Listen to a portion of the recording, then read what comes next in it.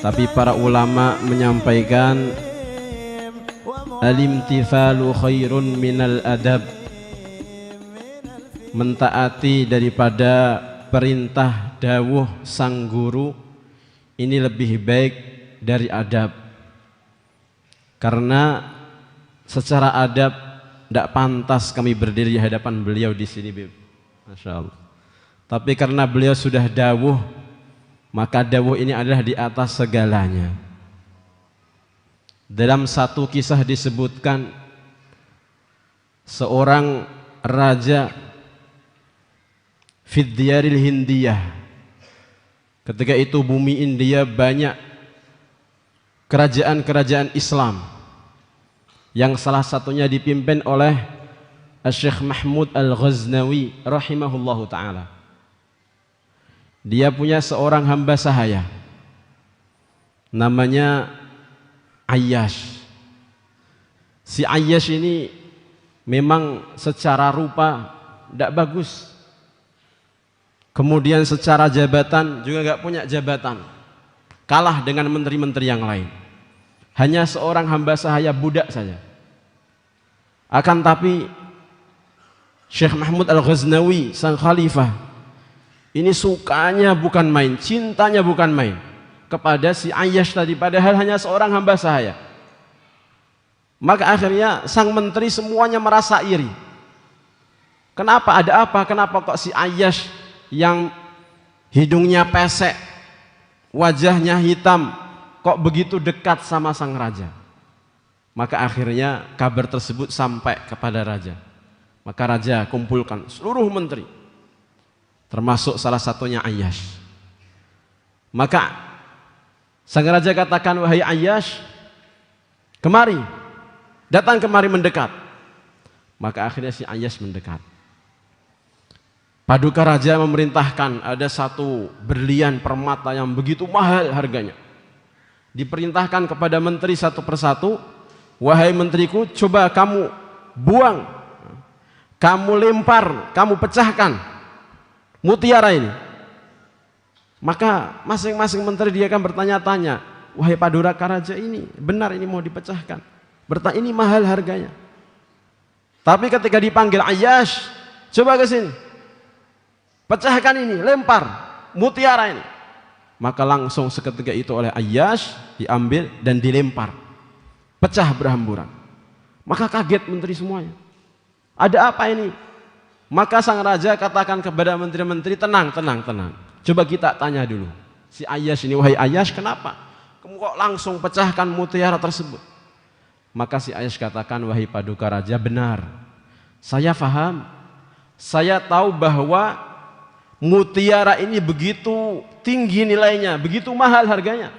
Akan tetapi perintah engkau lebih mulia, lebih tinggi, lebih mahal harganya daripada mutiara ini. Bahkan lebih mahal daripada mutiara-mutiara yang ada di dunia ini. Ternyata cerdik betul si Ayyash ini. Di sini rahasianya. Kita pun kepada Allah Subhanahu wa ta'ala sama. Apapun perintah Allah Subhanahu wa ta'ala, maka itu di atas segalanya. Lain kali si Ayyash, para menteri sudah dikumpulkan oleh sang paduka raja. Maka kemudian paduka raja juga sampaikan kepada seluruh khalayak yang hadir di tempat tersebut di istana. Maka beliau katakan, beliau dawuh, silahkan siapa saja yang bisa memegang benda-benda yang ada di istana ini, berapapun harganya, maka apa yang dia pegang maka sudah menjadi miliknya. Setelah ada perintah seperti itu, semuanya menteri langsung mencari-cari. Ada yang pegang pintu emasnya, ada yang pegang gucinya, ada yang pegang macam-macam. Tapi subhanallah, anehnya si Ayyash hamba sahaya yang nampaknya sepele remeh kayak gitu, dia langsung lari ke depan hadapan raja, kemudian pegang tangannya paduka raja. Maka si menteri lagi-lagi mereka kaget. Ini ngopo ki Ayyash? Wong kon goleki bondo sing paling mahal kok malah pegang tangannya paduka raja. Subhanallah. Maka pada keheranan Paduka Raja Syekh Mahmud Ghazali katakan tenang. Kita tanya dulu si Ayas ini maksudnya apa? Maka si Ayas katakan, wahai Paduka Raja, memang betul semua yang ada di istana ini semuanya ini begitu mahal harganya. Tapi kalau saya pegang tangan panjenengan, saya pegang tangan Paduka Raja, berarti saya memiliki Paduka Raja. Dan apa yang dimiliki Paduka Raja itu semua milik saya. Subhanallah. Cerdas betul si Ayas ini. Maka saking senangnya Paduka Raja Syekh Mahmud Ghazali kepada Ayas, sangat cinta, didekatkan. Maka oleh karena itu para ulama kita sampaikan, man wajadallah wajada kulla syai' wa man faqadallah faqada kulla syai'. Barang siapa yang mendapatkan Allah Subhanahu wa taala, wajada kulla syai', walaupun nampaknya dia melarat, tidak punya apa-apa, jomblo, dereng gadah jodoh, tapi wajadallah, punya Allah Subhanahu wa taala, punya segalanya sudah. Semua menteri di bawahnya, semua orang-orang berkuasa di bawahnya. Barang siapa yang dapat Allah Subhanahu wa taala, tapi waman faqadallah, yang kehilangan Allah Subhanahu wa taala. Punya harta mewah, mobil-mobil berjejer-jejer, villa di mana-mana, tapi kehilangan Allah Subhanahu wa taala, faqada kulla syai', kehilangan segalanya. Na'udzubillahi min dzalik. Maka semoga dalam majlis yang mulai ini kita sama-sama nyengkuyung belajar. Kalian para habaib, khususnya Habib Idrus hafizahullahu taala wa mata'ana bi umurihi wa atalallahu fi umurihi. Semoga kita ini menjadi orang-orang yang cerdik, yang cerdas. Kadang-kadang ada orang yang dia ketoke cerdas tapi aslinya kurang cerdas.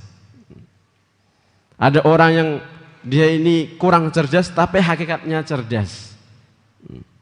Bahlul ketika dia di pekuburan lewat Harun Ar-Rasyid rahimahullahu ta'ala, maka dipanggil, Bahlul, orang gila. Maka dia langsung lari ke atas pohon. Subhanallah. Ternyata memang edan tenanan, tidak punya akal. Sudah tinggalnya di kuburan kok malah lari ke atas pohon.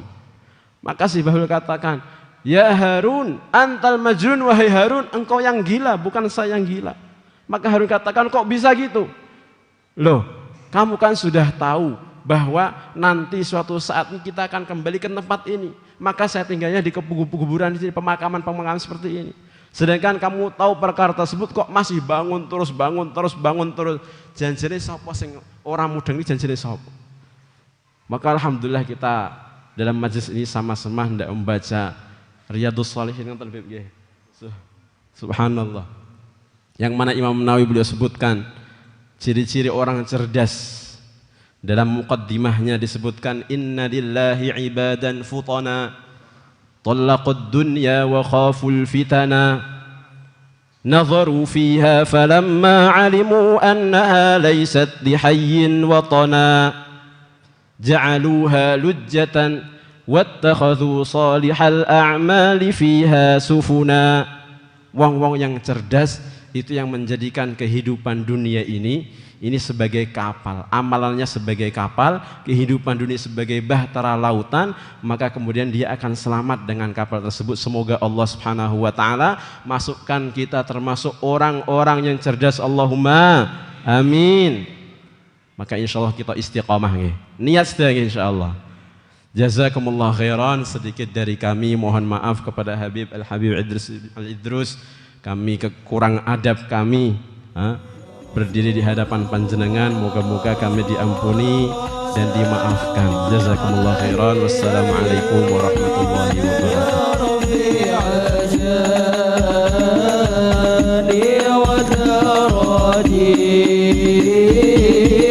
Ya Rasulullah.